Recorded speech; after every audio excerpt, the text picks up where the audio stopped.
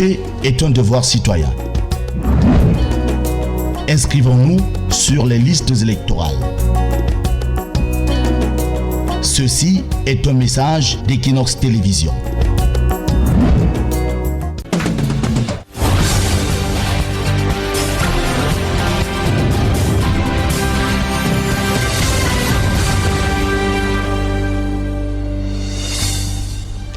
Déjà, 12 candidatures annoncées pour la présidentielle de 2025. L'Union des populations du Cameroun à elle seule pourrait participer au prochain scrutin avec 3 candidats. Alors qu'on se rapproche de la présidentielle, les cadres et militants de l'UPC évoluent en rang dispersé. La faction conduite par Robert Bapolipot et soutenue par l'administration dénonce l'imposture d'un groupe de malfrats intellectuels, rassurant une seule candidature, celle de l'alliance UPC-RDPC. Dans l'actualité aussi, les autorités tchadiennes sont en colère face aux tracasseries et contrôles excessifs que subissent leurs transporteurs sur le corridor Douala-N'Djamena. Le gouvernement de Mahamat Idriss Déby se détourne des ports du Cameroun et signe un accord avec la Guinée équatoriale, dont les plateformes portuaires devront désormais réceptionner les marchandises avant de les faire transiter pour le Tchad. Les experts camerounais en économie estiment les pertes à 300 milliards de francs CFA par année. Bonsoir à tous et bienvenue au journal d'Equinox Télévision.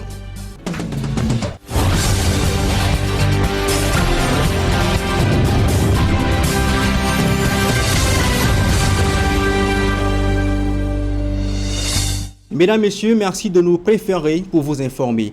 En ouverture de ce journal, à Bamenda, des présumés combattants séparatistes ont été neutralisés lors d'une opération spéciale menée par le régiment de la gendarmerie territoriale. Des complices ont été arrêtés et le matériel saisi. Et dans le FACO, au sud-ouest Cameroun, les employés de la Cameroon Development Corporation, située à Ekona, ont déserté les lieux après l'assassinat du directeur de la plantation Mungo Palms par des hommes non identifiés. On voit tout cela dans ce reportage de Danny Warenzedo et la fleur signée.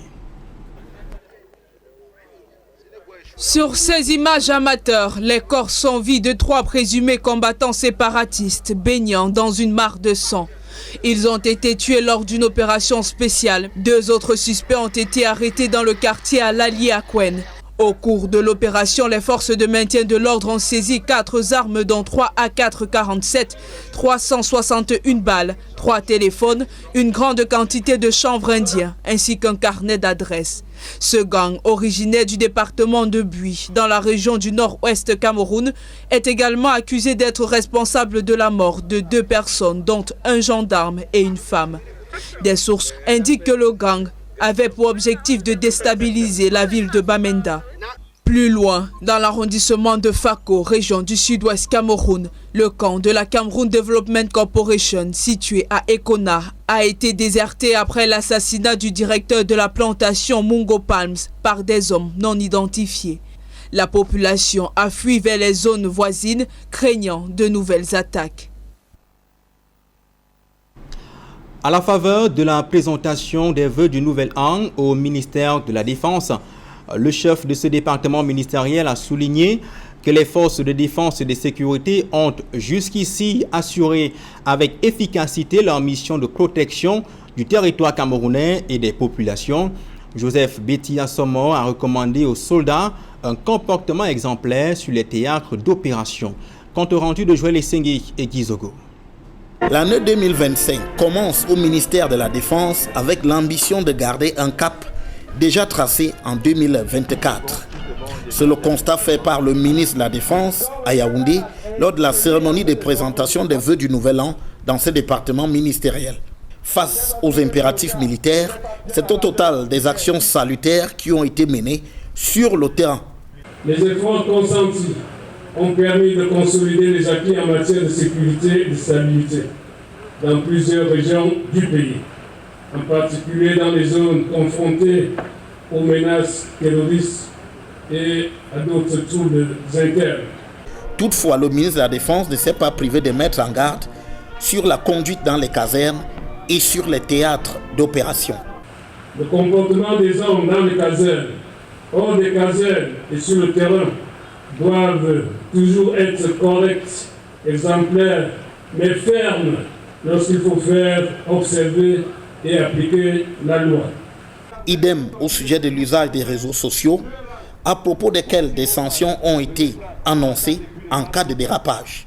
Tout dérive décelé et établi donnera lieu à des sanctions appropriées pouvant aller jusqu'à la condamnation et autres poursuites prévues par la loi en fonction des fautes établies. Dans le registre de la carotte, l'évolution des carrières a été mise en avant. Notamment vous, les personnels non officiels. Les stages ont repris pour les hommes afin de leur permettre de se mettre constamment à niveau et d'évoluer légalement et régulièrement en grade dans leur carrière. En 2025, le ministère de la Défense entend aussi consolider son action par la poursuite de l'exécution des chantiers prévus dans le cadre de la modernisation des infrastructures militaires. Dans la page politique de ce journal, 2025 est marqué par une division profonde au sein de l'Union des populations du Cameroun.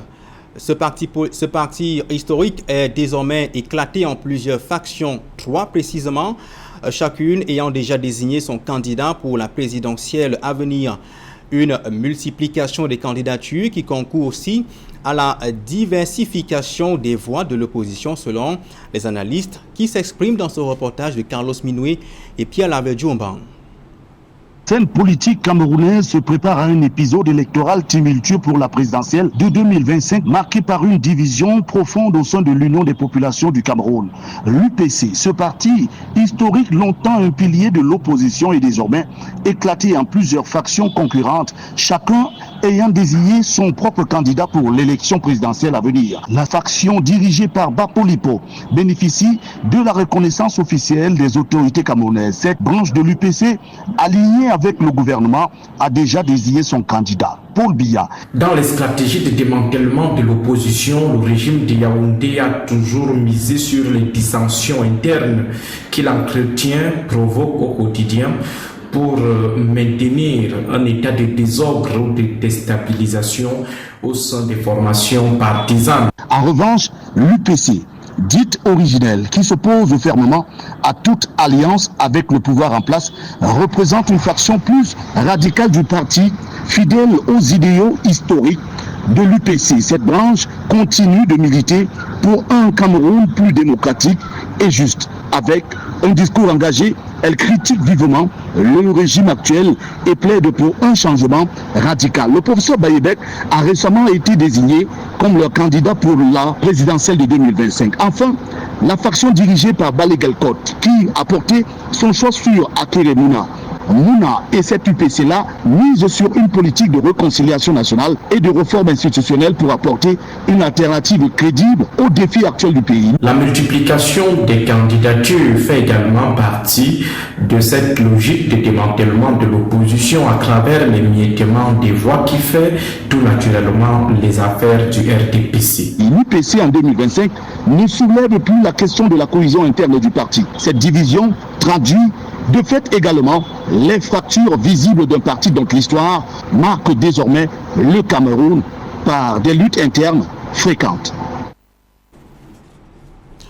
On reste en politique. Audience concernant la requête du Mouvement pour la Renaissance du Cameroun au Conseil constitutionnel contre Elekam. Saisi par le MRC pour obtenir de l'Ekam la publication de la liste électorale nationale, le Conseil constitutionnel s'est déclaré incompétent. Compte rendu de Rodi Ngassi et Gizogo.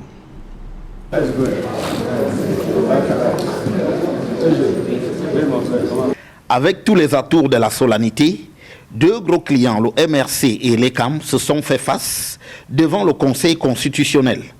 L'objet du différend, la saisine du MRC sollicitant du Conseil constitutionnel de contraindre l'Ekam à publier la liste électorale nationale selon l'article 80 du Code électoral. Récusé ainsi que le professeur Adolphe Binkwache, rapporteur de cette affaire, le président du Conseil constitutionnel a justifié son refus d'accéder à cette demande du MRC.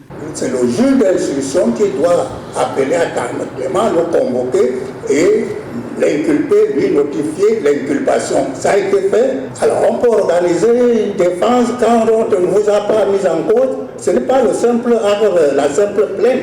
Il faut un acte de procédure, un acte d'accusation. Au sujet de la saisine principale du MRC contre l'ECAM, les conseils du parti de l'opposition ont souligné le rôle central du Conseil constitutionnel dans la régulation du processus électoral. Nous ne souhaitons plus devoir venir ici. Et je pense que la décision que l'on fait ce matin sera historique, M. le Président. Je m'associe, je ne reviendrai pas aux observations de mes excellents prédécesseurs. Après plus de 3 heures de débat, le Conseil constitutionnel, tout en rejetant la récusation de 2 de ses membres, s'est également déclaré incompétent pour connaître de la saisine du MRC. Et l'ECAM peut donc poursuivre l'interprétation de l'article 80 du Code électoral de son seul point de vue. C'est une belle leçon de démocratie que les États-Unis ont offert au monde entier durant la cérémonie d'investiture de Donald Trump. Le 47e président des États-Unis est passé de la parole à l'acte en signant plus de 100 décrets, dont certains suscitent des grincements de dents. D'autres détails dans ce reportage de Théophile Chouka et Gladys Sidier. Moi, Donald John Trump, jure solennellement de remplir fidèlement les fonctions de président des États-Unis. Un retour offensif de Donald Trump à la Maison-Blanche. Il a signé des dizaines de décrets, dont un déclarant l'état d'urgence à la frontière et désignant les cartels de la drogue comme des organisations terroristes. Pour commencer, je vais déclarer un état d'urgence national au niveau de notre frontière sud. Graciant dans la foulée les manifestants des émeutes du Capitole de 2021 et retirant les États-Unis de l'accord de Paris. L'âge d'or de l'Amérique commence maintenant, a-t-il déclaré, ajoutant que le pays prospérera et sera respecté sous son mandat en tant que pacificateur et unificateur. Nous serons l'envie de toutes les nations. Donald Trump a ouvertement attaqué l'administration sortante de Joe Biden et la façon dont elle a géré la crise de l'immigration et a déclaré que le pays connaît une crise de confiance dans le gouvernement. Cette semaine, je vais également mettre un terme à la politique gouvernementale qui cherche à instrumentaliser ou à injecter du genre et de l'ethnie dans tous les aspects de notre vie. Les autres décrets portent sur des sujets variés, allant de l'obligation pour les agences et départements fédéraux de s'attaquer à la crise de l'inflation, à la préservation de nouvelles réglementations, en passant par le rétablissement de la liberté d'expression. Donald Trump, en gros, s'est engagé à ne pas perdre de temps pour modeler la politique américaine après avoir prêté serment officiellement en tant que 47e président des États-Unis d'Amérique. Rappelons aussi qu'avant que Donald Trump ne prête serment, Joe Biden a ordonné des grâces préventives pour les membres de sa famille afin d'éviter des représailles de la part de la nouvelle administration. Et c'est donc un nouvel âge d'or pour rendre à l'Amérique toute sa grandeur. Mais cette nouvelle vision de Donald Trump ne fait pas mention de l'Afrique. Toutefois, les spécialistes des relations internationales estiment que le continent pourrait bénéficier des retombées de ce second mandat. Les explications dans ce reportage de Jean-Paul Boyot.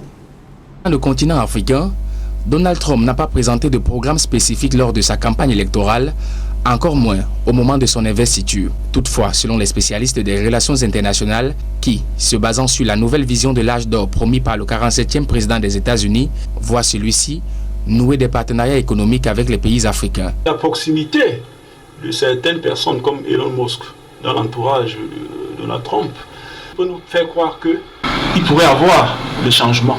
Parce que nous savons que ces personnalités ont investi dans l'informatique et tout ça, et que l'Afrique dispose de ces terres rares, de ces minéraux rares, et qui sont très utiles dans le développement informatique. Sur le plan commercial, il y a matière à voir l'Afrique bénéficier d'un regard positif de l'actuel locataire de la Maison-Blanche, qui dans son leadership accru pourrait renforcer les investissements en Afrique pour contrer l'influence chinoise, mais aussi revoir le projet de l'AGOA dont l'expiration est annoncée pour le mois de septembre 2025. La Chine, qui est aujourd'hui le premier partenaire économique et commercial de l'Afrique, Donald Trump ne va pas accepter que l'Amérique soit distancée sur ce terrain, notamment les réserves d'hydrocarbures dans le golfe de Guinée.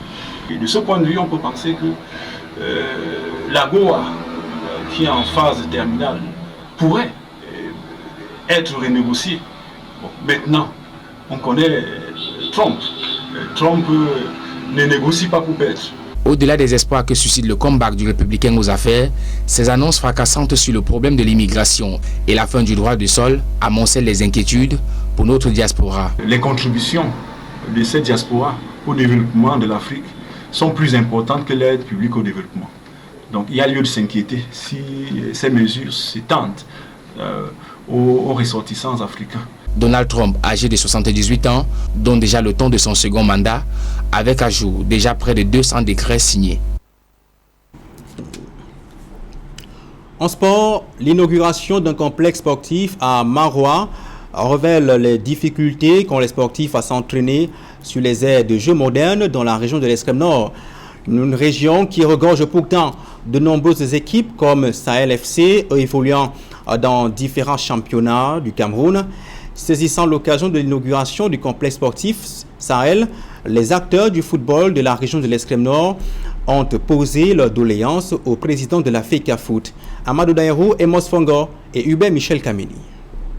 C'est la première fois qu'un complexe sportif voit le jour dans la région de l'Extrême Nord, une zone où les jeunes souffrent cruellement du manque d'infrastructures pour la pratique de diverses disciplines sportives. Avec tous ces jeunes talents que nous avons, certainement, sans doute, ça va développer le sport au niveau de Maroua et pourquoi pas dans tout le département. L'inauguration du complexe sportif du Sahel FC était l'occasion pour les acteurs du football de la région de l'Extrême Nord d'exprimer leur doléance au président de la FECAFOOT. Comme vous le constatez, nous à Maroua, nous n'avons pas de stade gazonné.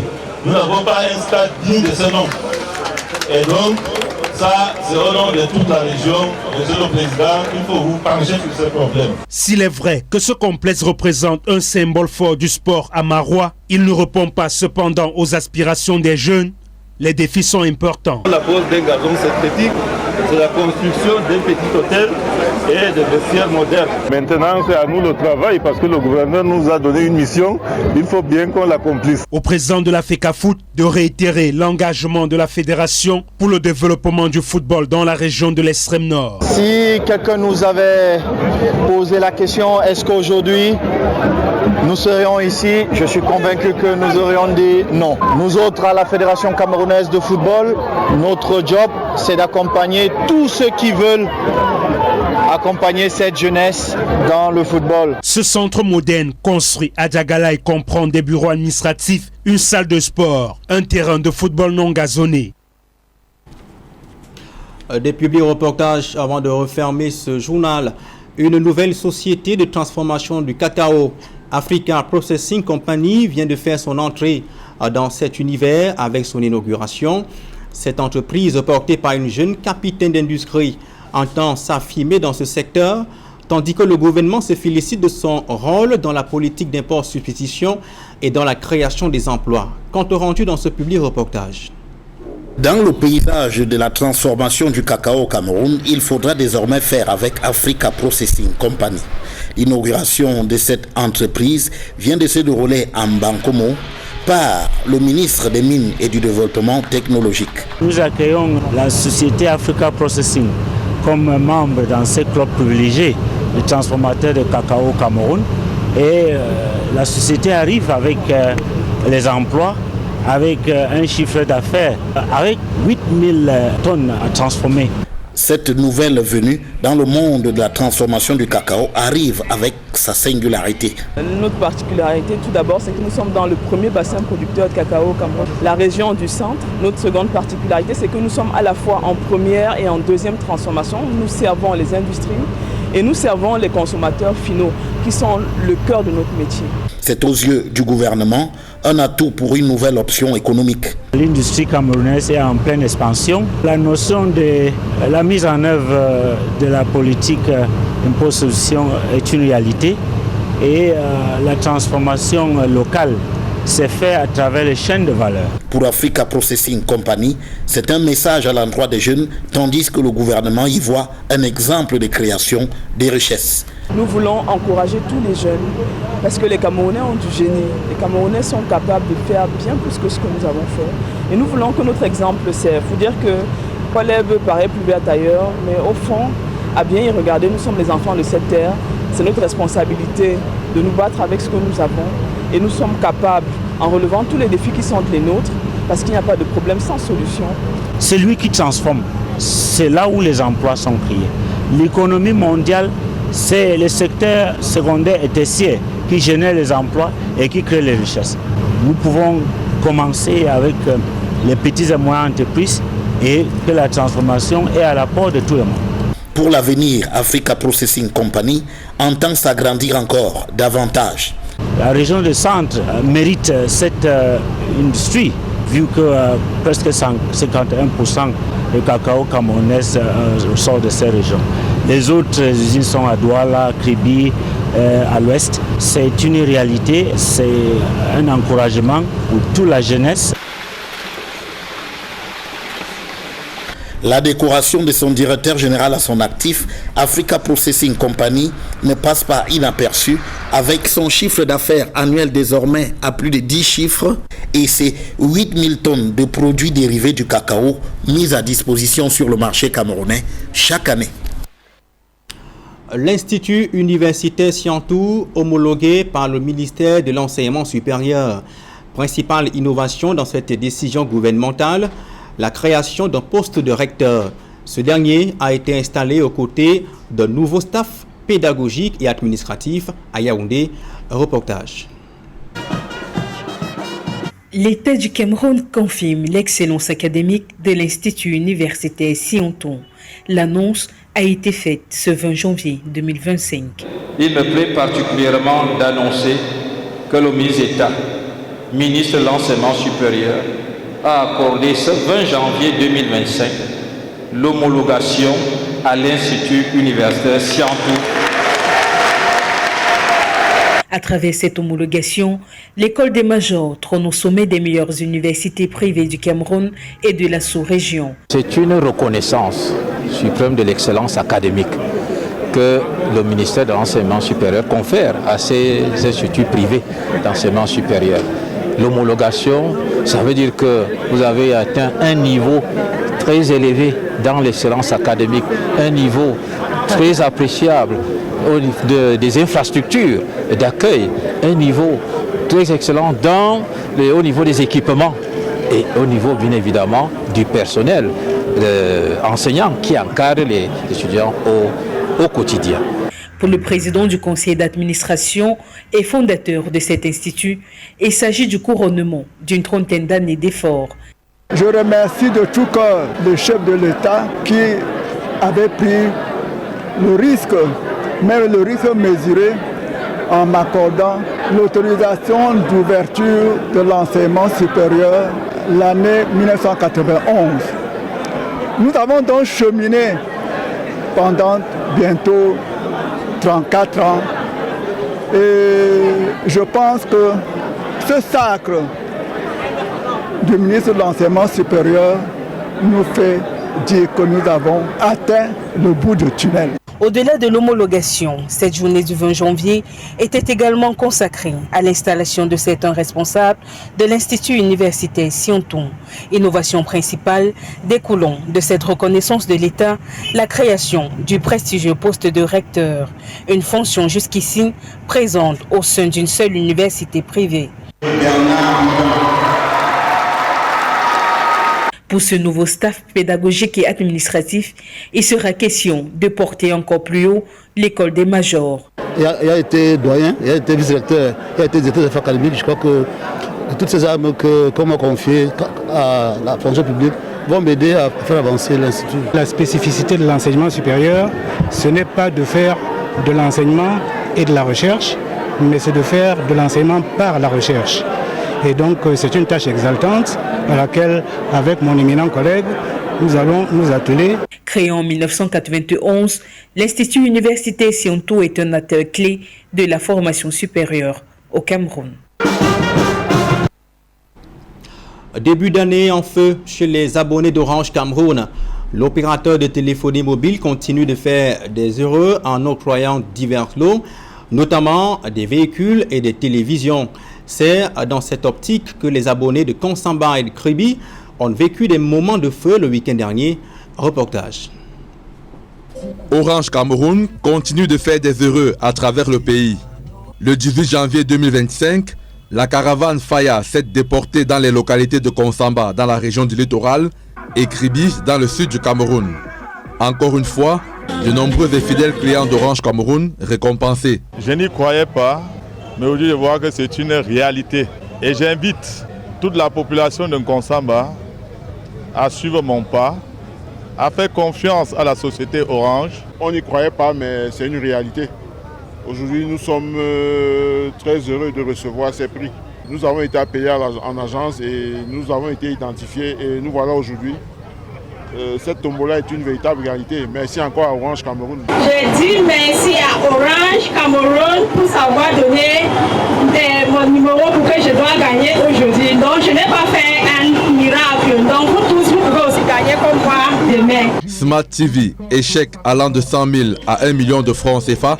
Les lots ont été à la hauteur de la fidélité indéfectible des abonnés du leader de la téléphonie mobile au Cameroun. Orange Cameroun, à travers cette remise, a manifesté sa proximité auprès de sa clientèle, ici à travers les heureux gagnants. Et Orange manifeste encore davantage son engagement indéfectible auprès de la communauté kribienne et en particulier et à la population camerounaise. Comme les heureux gagnants d'un Konsamba et Kribi, tous les abonnés d'Orange Cameroun à travers le pays peuvent aussi gagner des lots. Il suffit de faire Orange Money sur le dièse 150 dièse ou en achetant votre bonus via Orange Bonus dièse 111 étoile 1 dièse ou via l'application Maxit, vous pouvez encore être l'un de nos gagnants. Gagnant de voitures, gagnant de multimillionnaires ou de millionnaires, gagnant également de Smart TV, de multiples autres lots. Konsamba et Kribi connectés à travers Orange Cameroun, la caravane Faya dans ces deux villes, c'était aussi du son et du rythme pour le bonheur des populations. Les pouvoirs publics se tiennent toujours aux côtés d'Orange Cameroun. Pour les accompagner, nous avons assisté ce samedi à une belle célébration de remise de l'eau aux valeureux gagnants de Konsamba. Nous en sommes fiers, nous avons été des témoins privilégiés de cette célébration-là. Démarrée le 14 novembre 2024, la campagne Faya d'Orange Cameroun s'achève le 23 février 2025. Et voilà qui met un thème à ce grand format de l'actualité. Merci à tous de l'avoir suivi. Dans un instant, Equinox Soir, deuxième partie avec Serge Loroto et ses invités pour le débrief du journal. Bonsoir Serge. Bonsoir Eric Konomana. Donald Trump de retour à la Maison Blanche et l'Afrique ne fait pas partie surtout de sa vision. On l'a vu lors de son premier mandat, pas de séjour en Afrique. Quel regard les Africains portent sur ce retour à la Maison-Blanche de Donald Trump, 47e président des États-Unis? Tout à fait, Serge Alain. C'est donc un nouvel âge d'or pour rendre à l'Amérique toute sa grandeur. Mais cette nouvelle vision de Donald Trump ne fait pas mention de l'Afrique. Toutefois, les spécialistes des relations internationales estiment que le continent pourrait bénéficier des retombées de ce second mandat. Et s'accorde aussi à dire que c'est une belle leçon de démocratie que les États-Unis ont offert au monde entier, Serge Alain. Voilà, c'est donc l'essentiel des grands soirs. Deuxième partie, bonne soirée à vous, Iringo Namala. Bonne soirée, Serge Alain. Rendez-vous demain, 20h. La suite, c'est un plateau en compagnie de nos invités, Basile Mangoumou, Dr Hugo Koutou, Dr Dalvaris Goudjou et bien évidemment, Serge-Henri Kelbé. Serge-Henri Kelbé, Donald Trump de retour à la Maison-Blanche. Comment comprendre ce que l'Amérique nous a proposé là? Non, il faut déjà dire que moi j'étais pro-Trump. Ouais. J'étais pro-Trump parce que je suis un ultra-poutinien. Ouais. Et lorsque vous avez un chef d'État qui fait ou qui s'en fait ami avec Poutine, je pense que j'accroche de sympathie. Ça, c'est le premier constat. La deuxième des choses, c'est que en fait, l'élection qui se passe aux États-Unis qui vient de se dérouler et dont l'investiture à clos devrait interpeller le Cameroun. Devrait interpeller le Cameroun à plusieurs. C'est vrai que... Il y en a qui disent souvent que ça parle au Cameroun. Ça devrait parler au Cameroun. Bon, il y a eu plusieurs situations en Afrique qui ont amené certaines personnes à dire que ce soit le Mali, le Burkina Faso, tous ces pays nous parlent. Non, mais le chef de l'État a souvent dit que le Cameroun, c'est le Cameroun. Je voudrais tout simplement dire en termes de démocratie, c'est-à-dire du respect des institutions, ce qui s'est passé aux États-Unis parle à plusieurs pays dans le monde. Voilà un président qui, a 4 ans ou 4 ans et demi, lui-même a forcé les portes du Capitole, a refusé les résultats, ainsi de suite, et ayant travaillé, parce que la campagne de Donald Trump... les résultats, quand Biden les a gagnés. Ce qui est bien, c'est que la campagne de Donald Trump, ce qui est bien aux États-Unis, c'est que les mandats, c'est 4 ans. Dès le lendemain ou les mois qui ont suivi, Donald Trump a dit qu'il va revenir. Il va revenir. Il a travaillé là-dessus. Pendant 4 ans. Mais la preuve, il y a certains démocrates qui ont traversé. Quand vous voyez quelqu'un comme Elon Musk a courtisé le Parti démocrate pendant longtemps. Mais on le faisait attendre dans les couloirs de la Maison-Blanche. C'est une campagne qui a coûté beaucoup d'argent. Et je crois que tous les magas étaient à la séance d'investiture. Michael Zuckerberg, Elon Musk, tous ces noms-là qui ont, je crois, 85% de la fortune mondiale étaient là-bas hier. En fait, c'est une victoire du non-établissement, c'est-à-dire que ça sort du canal de la régulière. Ce n'est pas des politiques qui ont gagné, c'est des businessmen. Et c'est là que le président Biden peut peut-être avoir raison. Je crois que l'un de ses derniers discours ou l'un de ses derniers speeches, il a interpellé les Américains en leur disant « Le pays est entre les mains des philanthropes, des hommes d'affaires qui n'ont pas trop cette fibre sociale, donc politique. Ils vont en faire peut-être tout ce qu'ils veulent. Et avec la montée de l'intelligence artificielle, on ne sait pas ce que ces 4-là, les magas, feront. Peut-être Trump veut sortir de l'OMS, ils sont anti-Covid, mais il y a l'intelligence artificielle qui intéresse ces multimilliardaires, ces richissimes, qui vont certainement manipuler le génome humain. On ne sait pas jusqu'où ils vont aller. C'est des barrières. Bon, ma seule assurance, c'est que c'est des puritains, c'est des chrétiens, c'est des gens qui ont la crainte de Dieu. Et comme il a dit, lui, il reconnaît 2 sexes, les hommes et les femmes. Point final. Mais il y a un autre côté scientifique, technologique. Comme ça dure pendant 4 ans seulement, on verra le monde, beaucoup de projets seront mis en parenthèse. Mais moi, j'étais un pro-Trump parce que je veux que la guerre en Ukraine s'arrête. On attend toujours. Quelle guerre, cette guerre a eu un impact très significatif sur nos sociétés de pays en voie de développement, que ce soit au niveau du blé, que ce soit au niveau du pétrole, dans beaucoup de choses. Et que la terre au moins se calme, les conflits. Parce qu'il faut dire quand même que le premier mandat de Trump, les États-Unis ne sont allés provoquer personne. Hein. Ça, je mets quiconque au défi et qu'ils aillent voir. Ça ne les préoccupe pas. Je crois que c'est aussi sous l'égide de Trump, ou peut-être de Biden, mais plus de Trump, que la paix à Gaza et en Israël est en train d'arriver. Si il même puisque c'est la veille de son investiture, il a mis énormément de pression sur Netanyahou et son gouvernement. Et pour preuve, les ultra-orthodoxes n'ont pas démissionné. Parce qu'ils ont compris que la décision ne venait pas seulement de Netanyahou, la pression était énorme, même sur le lobby juif qui est en Israël et aux États-Unis. Donc il a les outils pour s'entendre avec Poutine dans une balance. Laisse-moi faire ceci, toi tu feras cela, et puis c'est en grand.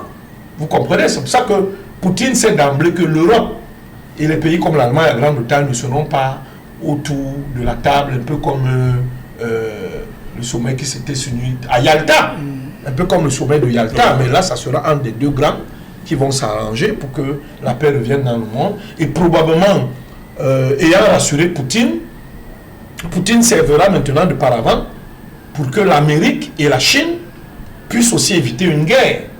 Parce que si l'allié chinois qui est la Russie est ménagé, les sanctions sont levées, on donne une partie de l'argent qu'on a retenu, l'Ukraine devient une sorte de zone tampon pour contenter Poutine, n'accède plus à l'OTAN, je pense que Poutine peut être un très bon interlocuteur pour les États-Unis auprès de la Chine, pour que le monde se concentre sur la croissance et le bien-être de tout le monde.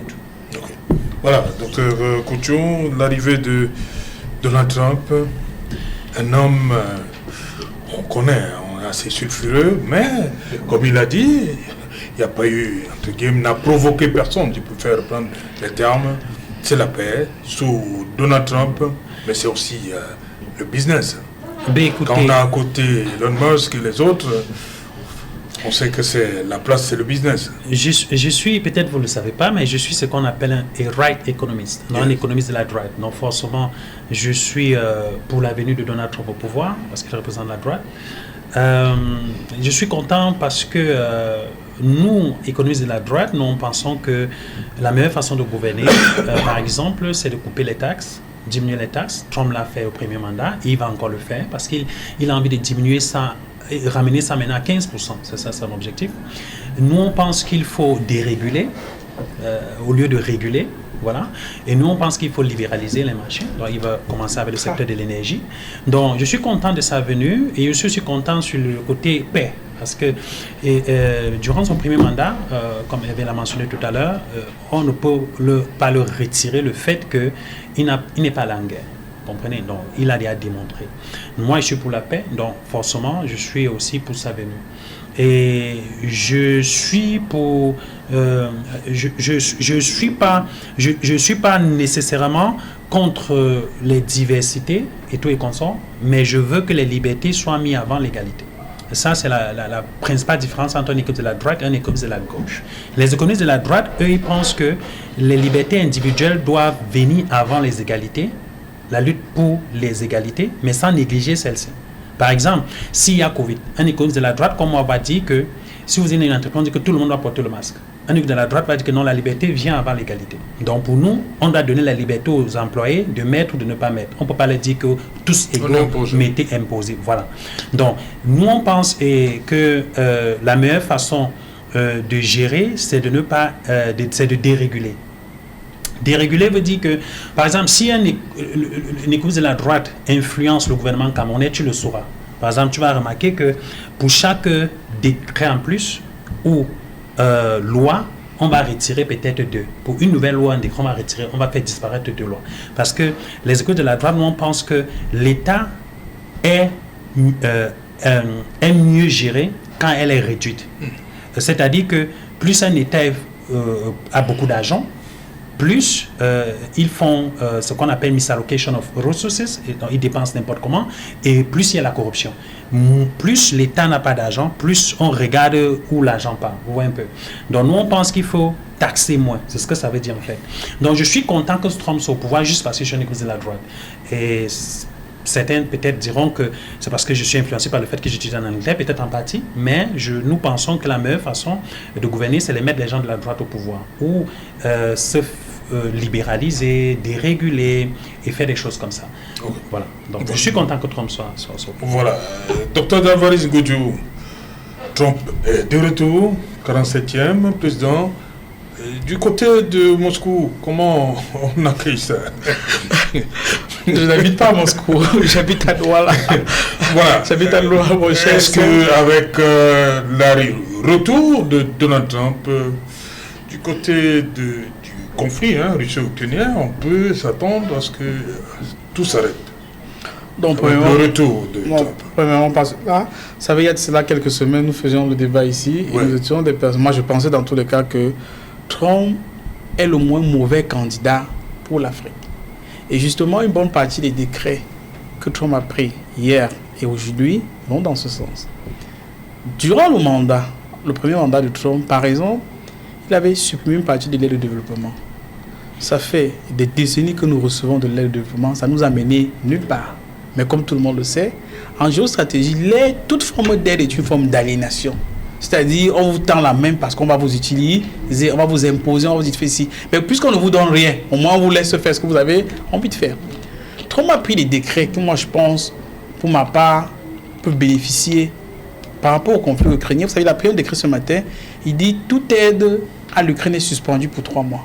Alors vous savez, beaucoup d'analystes estiment qu'en 3 mois, on doit réaliser beaucoup de choses à l'est de l'Ukraine. Ça, c'est d'un. Et de deux, tout à l'heure, notre ami, le Dr Kouchou, dans la première partie du débat, a fait allusion au Botswana, à la Namibie.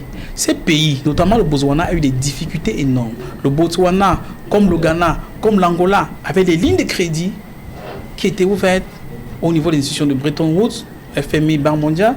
Mais d'ailleurs, dans les conditions, on dit si vous n'adhérez pas à des libertés de X ou Y, vous n'avez pas de droit au crédit. Mais le rapport est où entre un bon projet, entre les financements, les possibilités de remboursement et le fait que vous voulez à tout prix que chez nous acceptions que les hommes épousent des hommes, que les femmes épousent. C'est quoi le problème?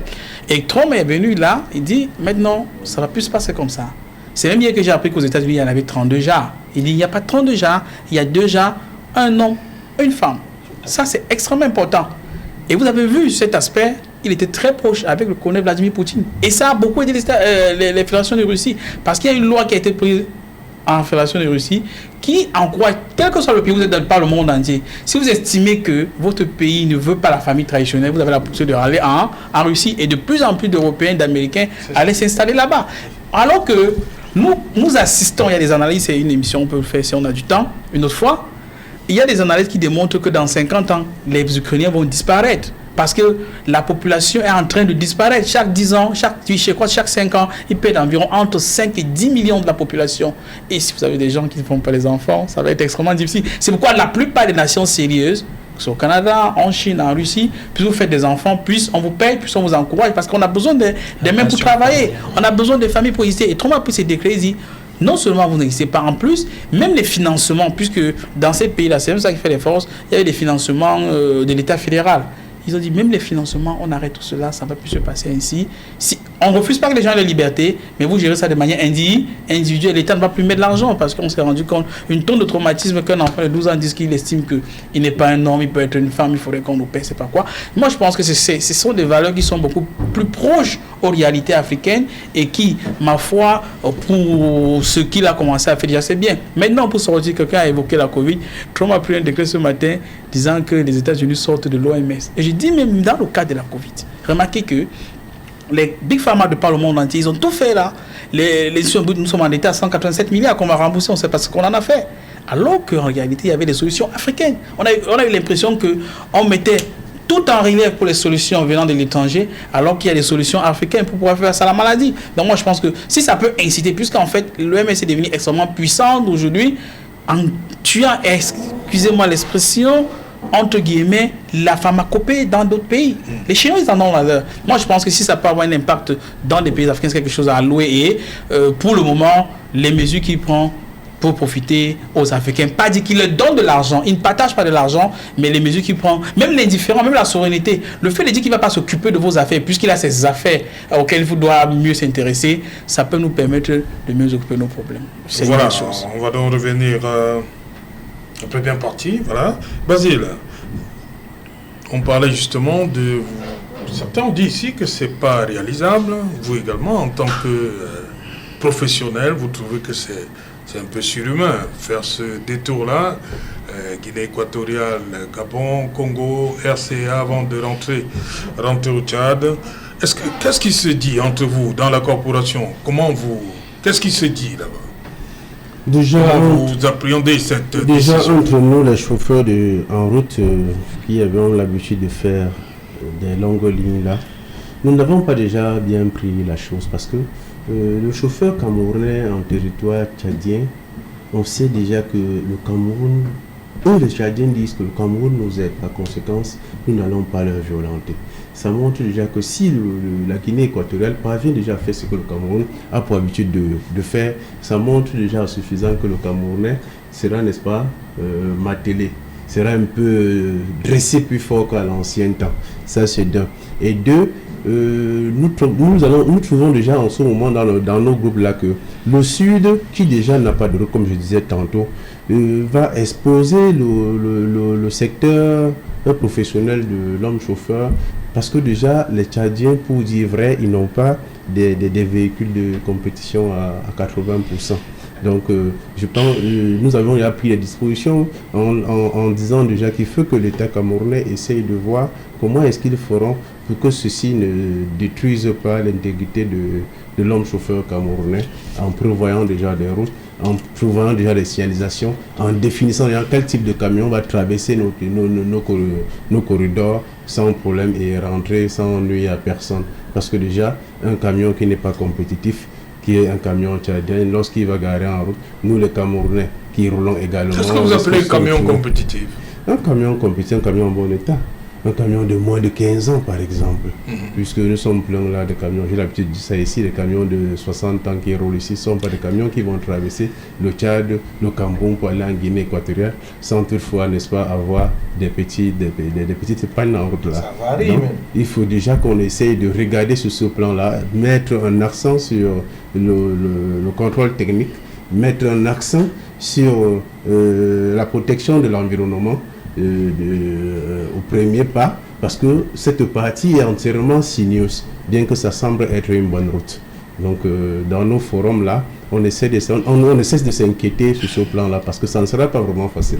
Les chauffeurs camerounais ou bien tchadiens? Les chauffeurs camerounais beaucoup plus, qui font généralement la route du sud et la route du Tchad, parce qu'on a échangé avec les gars, apprêtez-vous là-bas.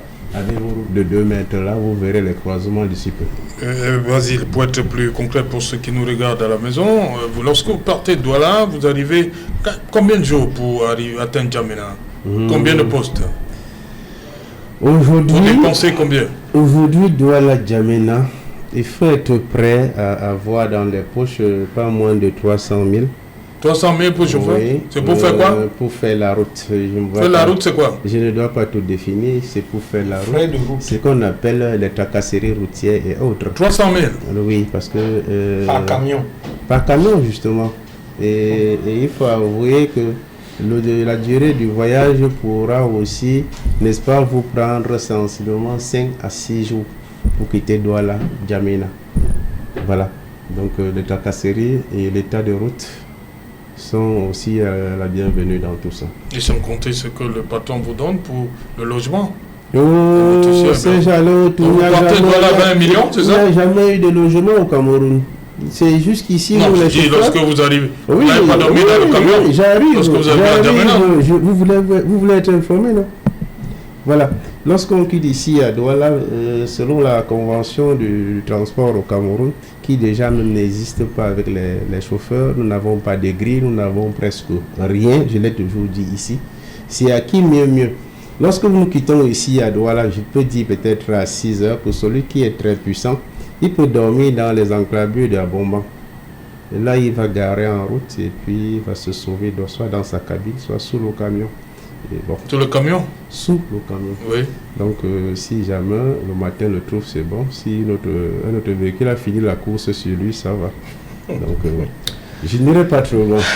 Là, s'il y a un autre module, c'est trop long. Et lorsque vous arrivez dans Djamena? Étant déjà à Djamena, il y a ce qu'on appelle le port sec de Djamena, qui est dans la zone de Ngeli, tout proche de Kousseri. Oui. Là-bas, vous entrez là-bas pour attendre le dédouanement. C'est trop. Bon, s'il fallait que moi j'explique la route, tu quittes Douala, tu vas t'arrêter à Touboro. Si tu es puissant, tu vas t'arrêter à 3 ou 4 jours. Tu vas faire la formalité douanière, c'est-à-dire pour confirmer que justement le GPS va définir que oui, tu as atteint la zone de frontière, tu peux entrer. Ça, c'est la sécurité douanière. Oui, tu peux entrer. Une fois déjà là-bas à la frontière de Bodibon et Koutere.